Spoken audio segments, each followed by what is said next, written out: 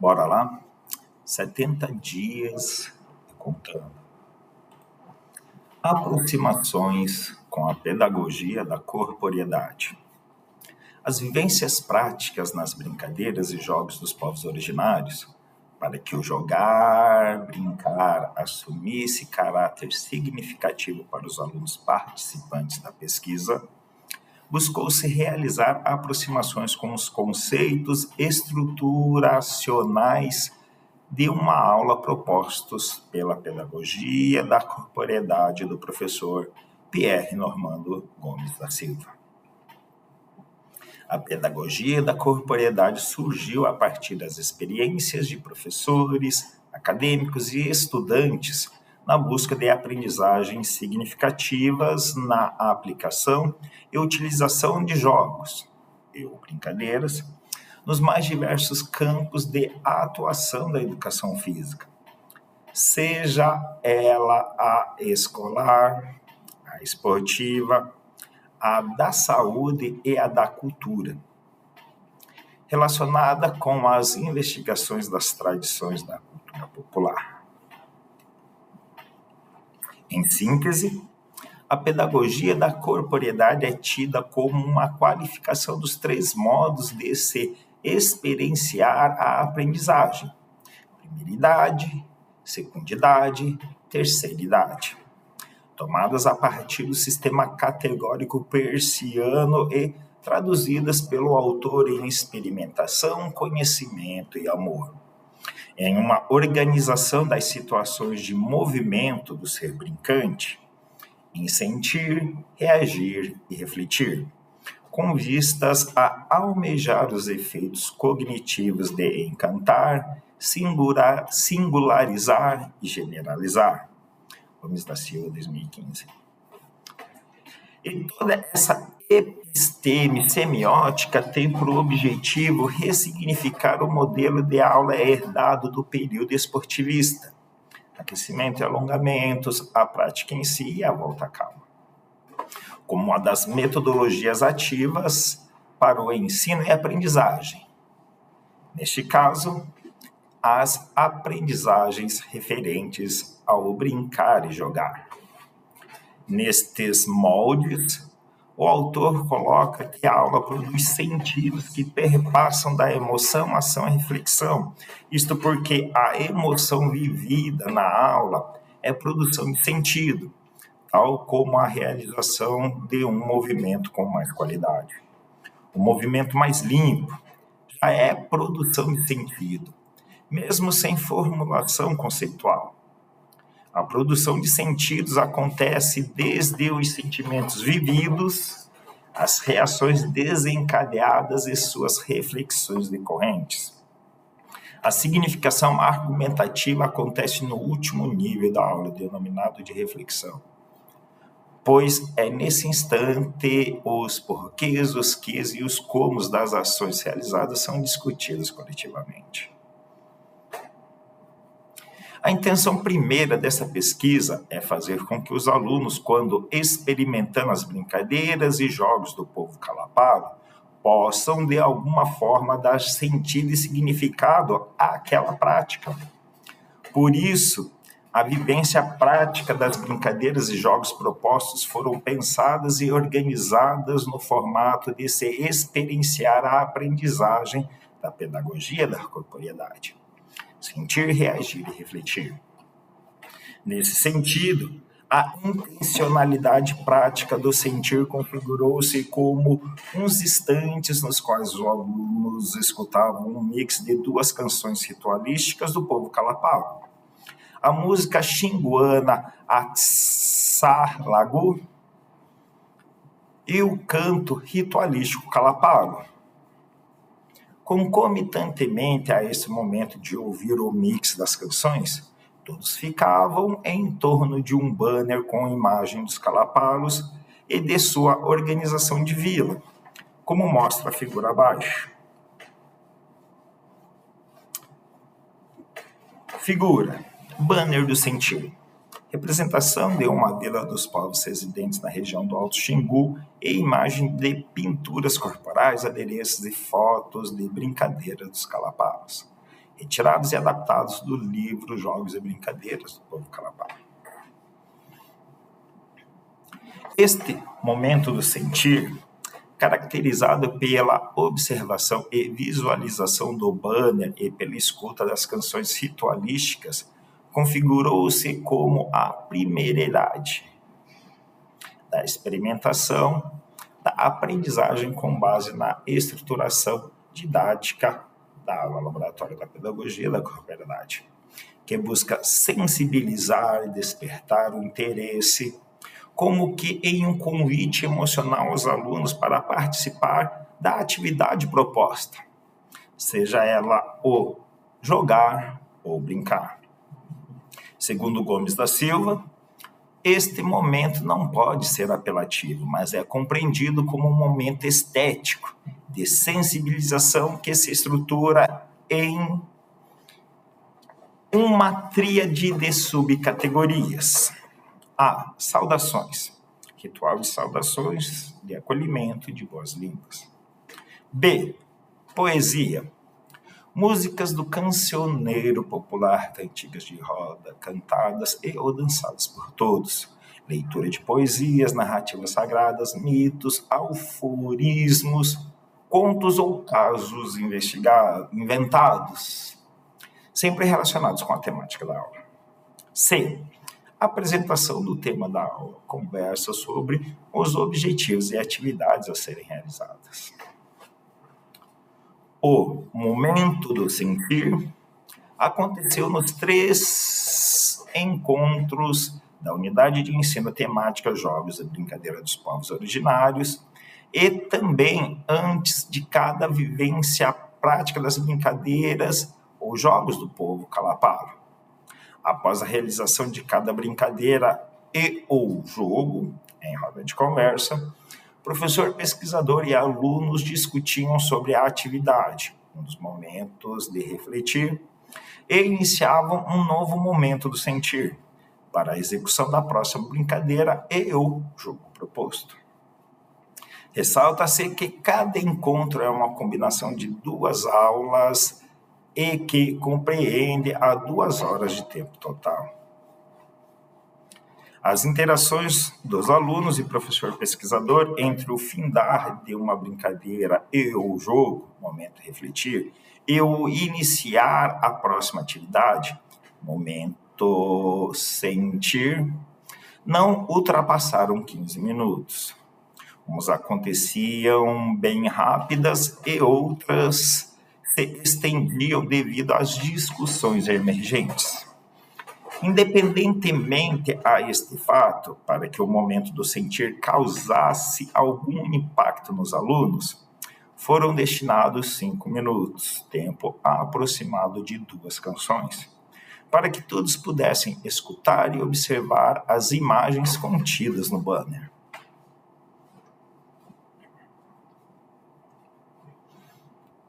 Momento do sentir. Os alunos em torno do banner, observando as imagens e escutando as canções ritualísticas do povo Calapalo.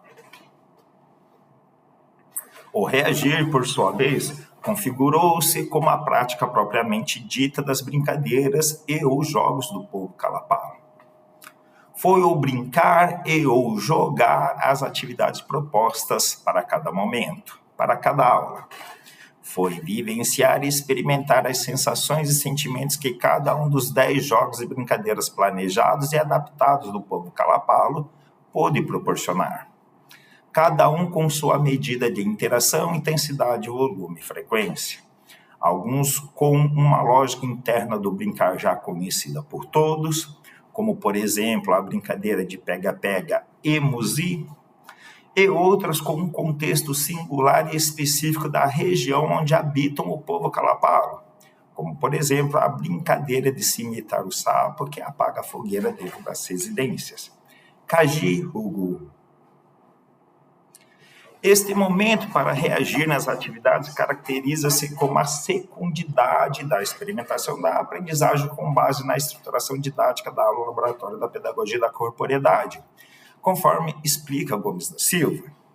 Esta é a parte da aula que, por via de problematizações, obstáculos epistemológicos e psicanálise dos erros. Tem por objetivo provocar mudanças de hábitos, representando o momento ético da aula. Esse momento de reagir para o autor também pode ser apresentado em 3 subcategorias. A. Respirar com atenção. B. Perceber as reações. E. C. Problematizar os jogos. É a ocasião em que cada sujeito percebe-se agindo no entorno, se auto-observando para consigo e para com o coletivo, interoceptivo, proprioceptivo e estereoceptivo. Também poderiam ser as denominações dessas subcategorias. Nesta senda, as aproximações com este contexto da pedagogia da corporeidade foram realizadas durante as vivências práticas do brincar e o jogar, as atividades propostas. De maneira tal que em cada jogo ou brincadeira realizada, um dos aspectos categóricos, respirar, perceber e problematizar, esteve mais em evidência. Tomemos, por exemplo, a brincadeira Einé Kupu Tissu, que consiste em correr com um pé só.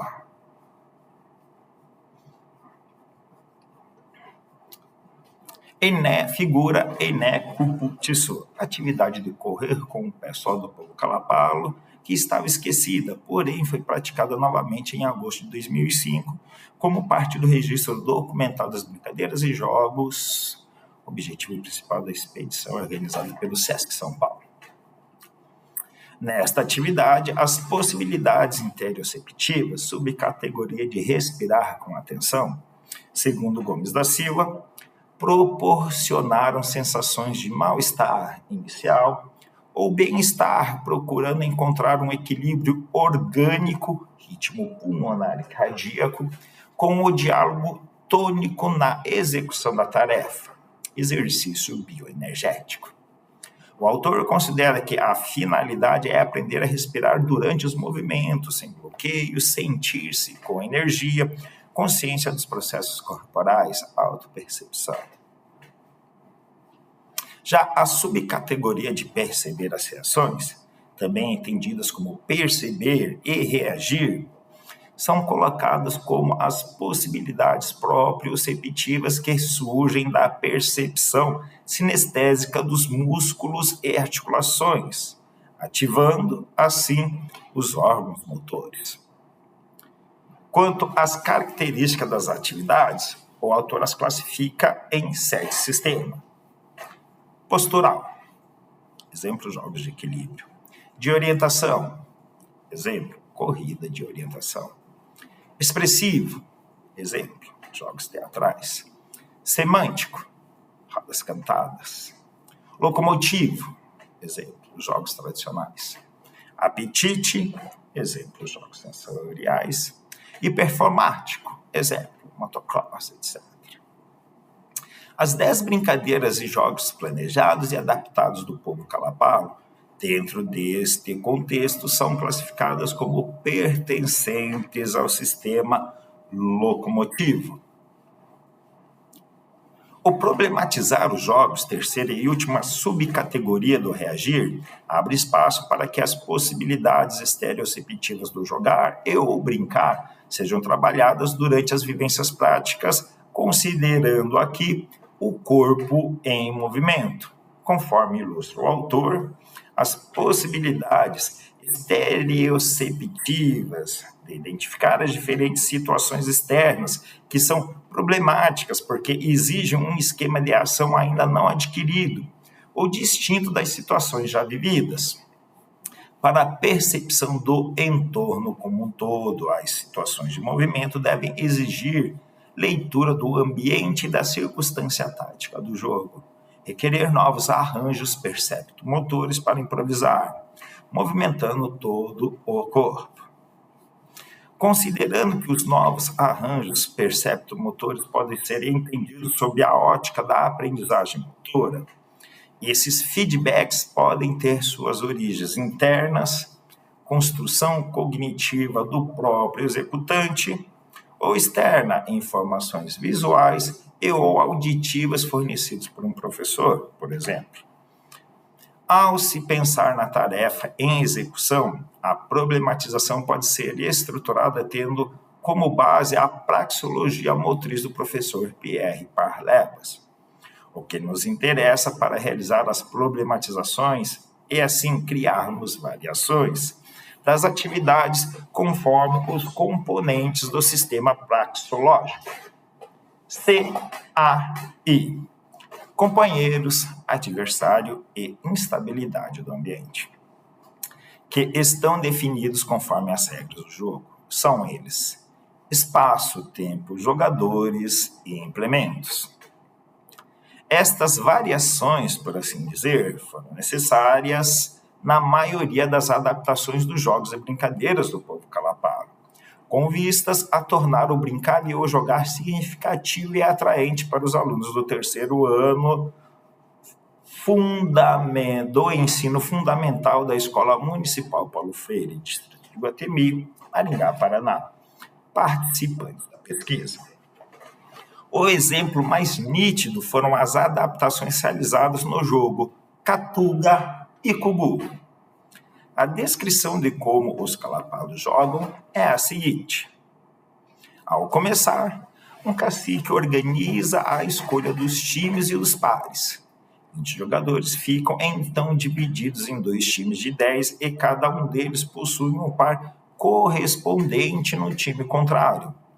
A seguir é demarcada no chão a área de gol de cada campo e os jogadores se posicionam frente a frente. 9 em linha e um aproximadamente a 1,5 m à frente desses e a cerca de 4 metros do seu oponente. Desta dupla, um irá lançar a bola com a mão na direção de seu adversário e este tentará acertar a bola à área de gol do primeiro, usando os joelhos ou a cabeça. Cada vez que um gol é marcado, os times trocam de campo. A dupla continua a jogar, invertendo os papéis de lançador e artilheiro. Se o gol não é marcado, a dupla é substituída. A sequência repete-se até que todas as duplas tenham atuado e que todos tenham passado, pelo menos uma vez pela função de lançador e de artilheiro, ganhando, logicamente, o time que fizer mais gols. Realizar este jogo, tal como é para os alunos do terceiro ano do ensino fundamental da Escola Municipal Paulo Freire, Distrito de Iguatemi, Maringá, exigiria uma sequência didática de atividades tipo educativas, realização de gestos técnicos e táticos isolados, jogos situacionais específicos para esta tarefa e alguns pré-desportivos relacionados com as orientações da psicomotricidade. E este tipo de planejamento e organização requer muito tempo para execução. Em função disto, o professor pesquisador criou as variações, adaptações, conforme os conceitos categóricos de um jogo ou esporte propostos pela teoria da praxeologia motriz. Nessa situação, a variação criada mudou a classificação do jogo Catuga e Cugu de CAI, a presença de companheiros e adversários interagindo em um meio instável, para CAI, a interação dos outros participantes, CA, porém a incerteza em relação ao entorno físico. E, a partir dessas alterações, o jogo adaptado para os alunos do terceiro ano do ensino fundamental da Escola Municipal Paulo Freire, Distrito de Iguatemi, Maringá, foi organizado da seguinte forma. A. Os 30 alunos foram divididos em 3 equipes com 10 jogadores. B. Demarcou-se uma zona de pontuação, a área de gol do jogo original, com 4 pedaços de tatames de EVA, representando uma área de 2 metros quadrados. Utilizou-se uma bola de borracha tamanho 8, ao invés da bolinha feita de mangaba. Os lançamentos eram realizados pelo professor pesquisador em uma região próxima à zona de pontuação. A execução da ação de rebater foi individual, mesmo estando separados por equipe. E F. Os movimentos de rebater poderiam ser executados com a cabeça, joelhos e pés, como mostra a figura subsequente. Figura, Catuga e Cugu. A atividade de lançar e rebater do povo calapalo, que estava esquecida, porém foi praticada novamente em agosto de 2005, como parte do registro documental das brincadeiras e jogos, objetivo principal da expedição organizada pelo SESC São Paulo. As reflexões e discussões após a realização da brincadeira ou jogo proposto, bem como a avaliação, realizada como tarefa de casa a respeito do encontro do dia, assumiram dentro deste contexto como os momentos para refletir. Um espaço no tempo e um local para que os alunos, participantes da pesquisa, pudessem pensar e falar a respeito da vivência prática. Em um formato de roda de conversa, os seres brincantes puderam expor e compartilhar suas impressões e sentimentos daquilo que for executado. Em suas residências, sozinhos ou acompanhados por seus familiares e ou responsáveis legais, tiveram a oportunidade para relembrar as atividades que participaram e as ilustrarem, representando-se assim como momentos de simbolização, produção e contextualização dos conteúdos trabalhados e estudados na escola.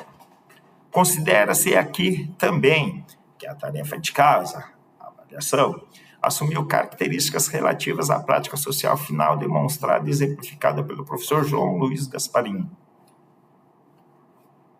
Este momento para refletir sobre as atividades caracteriza-se como a terceiridade da experimentação da aprendizagem, com base na estruturação didática da aula laboratório da pedagogia da corporeidade. Para Gomes da Silva, a terceiridade tem por objetivo promover uma consciência de síntese. Em outras palavras, é o momento no qual deve existir uma reflexão do que se viveu para então ser capaz de conceituar o que foi experimentado. É a conclusão da aula para a nossa perspectiva, é a conclusão das brincadeiras ou jogos propostos, bem como o fechamento do encontro do dia e este sendo encarado como a prática social final. Para o autor, assim como nas experimentações anteriores, esse momento pode ser descrito em 3 subcategorias: representação icônica, verbalização do argumento e rito de encerramento, ou simplesmente a tríade accional, iconizar, simbolizar e ritualizar. A primeira subcategoria, o professor Pierre a descreve como sendo a representação por qualidade estética, que se transfigura conforme a semiótica peirciana no que se refere à contextualização do signo, nas manifestações por imagens, diagramas ou metáforas. Essas representações icônicas para o autor são os momentos nos quais os aprendentes são convidados a representarem o que aprenderam com atividades individuais e ou coletivas. Essa produção icônica pode realizar-se por diferentes meios, contando que as sensações, percepções, sentimentos, pensamentos e movimentos, ideias, vividas na aula sejam representadas, com desenhos, pinturas, modelagens da argila, composições com objetos, encaixes, construção de maquetes, colagens, sandplays, caixa de areia com miniaturas, pirâmides de Pfitzer, teste psicológico, e ação pictórica, pintura intuitiva coletiva.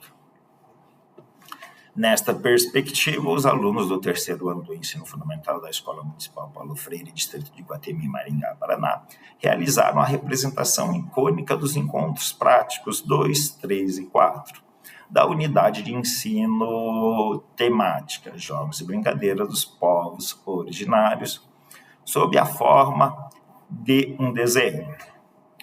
Como tarefa de casa, a avaliação, foi solicitado que eles desenhassem e colorissem a atividade, jogo ou brincadeira, que mais gostou de participar no dia, como mostra a figura abaixo. Figura, representação icônica da brincadeira, o Conde Terra, atividade pega-pega do povo Calapalo, que estava esquecida, porém foi praticada novamente em agosto de 2005, como parte do registro documentado das brincadeiras e jogos, o objetivo principal da expedição organizada pelo Estado de São Paulo. As rodas de conversas aconteceram nos intervalos entre o término e o início de uma brincadeira ou jogo para outro. As discussões mediadas pelo professor pesquisador abordavam os aspectos da vivência prática que se findara por via de questionamentos direcionados. Esta verbalização e argumentação, Gomes da Silva a apresenta na segunda subcategoria do refletir, simbolizar. Nestas conversas, os alunos podem descrever os efeitos que o brincar ou jogar provocou e, através da argumentação, que o grupo, a turma, produzir a respeito do que foi aprendido, em outros momentos e em outras ocasiões tornar-se-á possível retomar o mesmo tema e, a partir disso, as aprendizagens podem ser generalizadas. Por fim, a terceira subcategoria trata-se do encerramento da aula, é o ritualizar. Para o autor, este momento deve ser estético e emocional, com fins a proporcionar uma reafirmação da coesão e afirmação intergrupal, podendo ser representada e caracterizada com gritos de celebração, chás, confraternização com bebidas e comidas, ou salva de palmas. Finish.